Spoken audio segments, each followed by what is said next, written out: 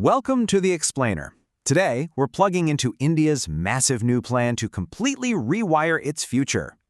Take a good look at this number, 200 lakh crore rupees.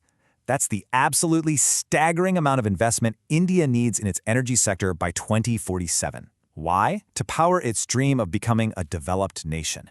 You know, a number that big, it demands a plan that's just as big.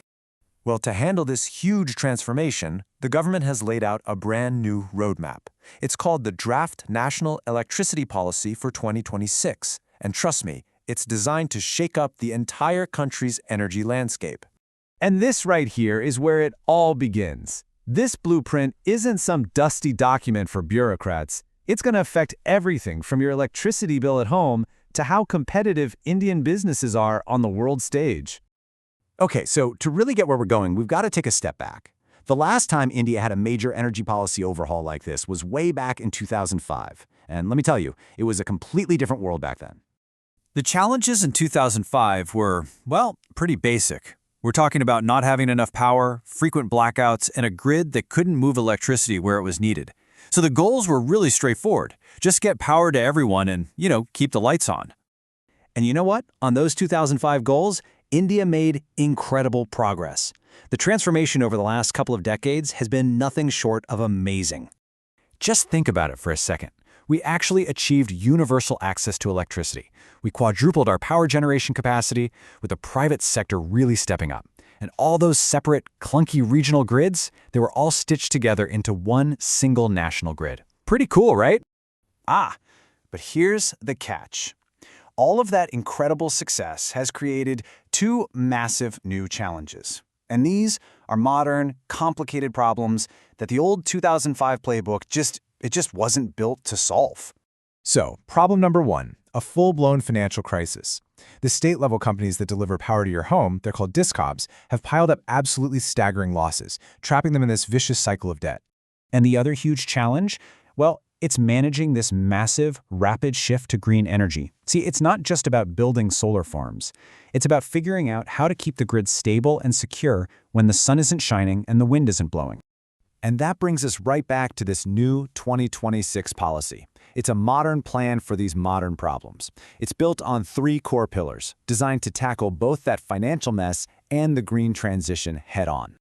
The whole plan really boils down to three big ideas. First, get the finances in order. Second, go all in on scaling up green energy. And third, build a grid that's smart enough and flexible enough to actually handle it all.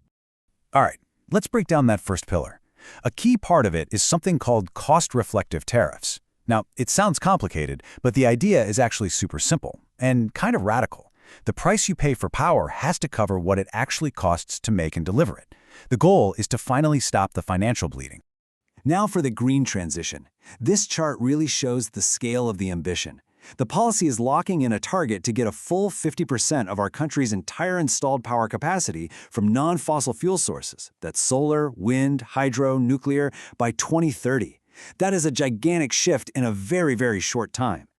But this isn't just about solar panels and windmills. To make sure the power is on 24/7, the policy calls for a huge investment in backup power. We're talking giant batteries, pumped hydro storage, and even a plan to massively expand nuclear power to 100 gigawatts.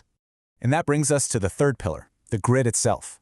To manage this incredibly complex new system, the policy is proposing a whole new job, basically, the Distribution System Operator, or DSO.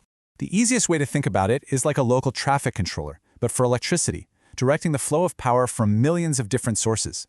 So, okay, we've thrown around a lot of terms. Discoms, tariffs, DSOs, but what does all this policy stuff actually mean for you, for the average person, and for the country? Why should you really care about all this? Well, if they can actually pull this off, the payoff is pretty huge. It means more reliable, 24/7 power for all of us. It means a cleaner environment as we move away from fossil fuels. It could even give you more choice and control over your energy. And it aims to lower power costs for our industries, which could give the whole economy a major boost. The policy's own vision statement sums it all up perfectly. They're trying to hit every single mark.